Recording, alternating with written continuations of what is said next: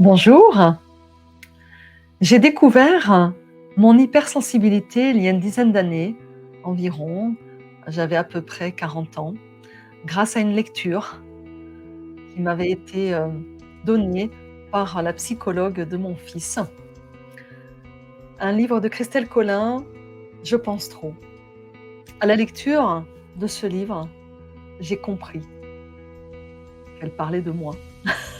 Et donc là, j'ai compris que je n'étais pas un extraterrestre, que je n'étais pas quelqu'un de complètement anormal et que c'était pas une maladie en fait. Que tout ce que j'avais entendu jusque-là sur moi, de trop ou de pas assez, c'est que ça correspondait à un type de fonctionnement différent qui était commun à pas mal de monde. Aujourd'hui, on dit à peu près 30% dans la population, ce qui est énorme. Ça a été un déclencheur.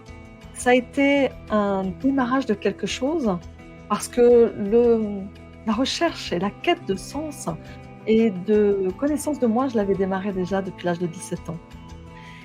Donc ce n'est pas là que j'allais dire que tout s'est terminé. Ça a été une marche importante et une ouverture pour, j'allais dire, commencer à régler vraiment profondément, en fait, les choses. Je reviens rapidement en arrière. Mon histoire, je l'ai commencée dans une famille de 4 enfants, dont je suis l'aînée, 4 filles, et où j'étais beaucoup en lutte, en combat, où le relationnel était beaucoup dans le conflit, même s'il y avait beaucoup d'amour. Et mon introversion, ma timidité, hem, me faisait que je n'arrivais pas à m'exprimer, à exister avec tout ce potentiel, toutes ces idées et tous ces rêves que j'avais en moi. Donc beaucoup de frustration, beaucoup de confusion, beaucoup de troubles pendant des années et mon corps l'a exprimé très jeune. Avant 20 ans, j'avais déjà vécu des choses, importantes comme des signaux d'alerte pour me dire que peut-être, je faisais fausse route sur la façon d'être au monde. Mais j'en avais très peur de ce monde aussi. J'avais très peur des hommes en particulier. J'avais un papa très autoritaire et tout ça a fait que, hem, ça m'a mis dans un mode de fonctionnement dans le monde où j'étais, la petite fille, gentille, la petite fille qui fait plaisir, la petite fille qui, hem, se range dans ce qu'on dit et qui ne donne pas le dernier mot ou qui ne donne pas carrément son mot de peur de pas être aimée tout simplement.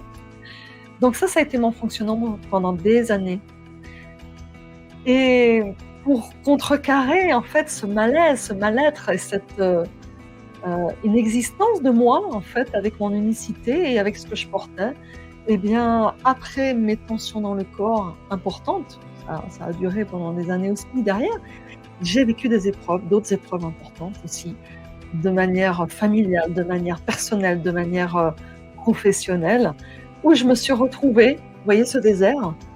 À 48 ans, là, dans un terrain de désolation complète, où j'avais tout perdu.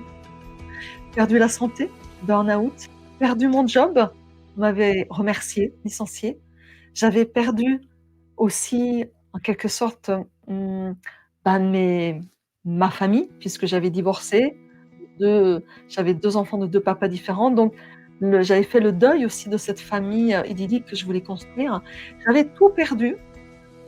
Il me restait que ma petite intégrité, elle était vraiment petite, hein, et c'est par ce chemin-là, en fait, que je suis revenue à la vie et c'est ça que j'ai envie de dire aujourd'hui, de témoigner que c'est peut-être par l'hypersensibilité que j'ai souffert dans ma vie parce que c'était trop de trop de trop et aussi en émotivité, en hyperesthésie, en hyperpenseuse sans arrêt dans la tête, heu, fatiguée de tous ces doutes et ces questionnements et en même temps, grâce à cette lecture et grâce à tout ce qui m'est arrivé, j'ai été un peu obligée d'aller au fond du fond et regarder, eh ben, qu'est-ce que cette hypersensibilité aussi avait et pouvait m'apporter. Et là, je l'ai découvert. J'ai tiré le fil.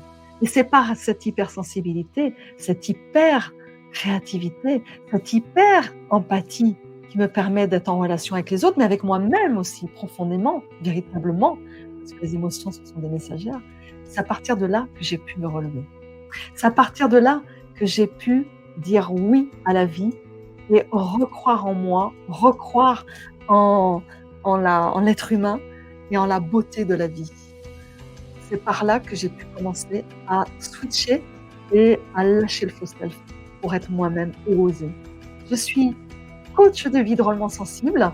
J'accompagne tout particulièrement les femmes qui ont envie de quitter ce mode survie pour oser être elles-mêmes tout simplement et retrouver un sens à leur vie en prenant une juste place dans la société par leur voix atypique, leur voix intuitive, leur voix pétillante et harmonisée.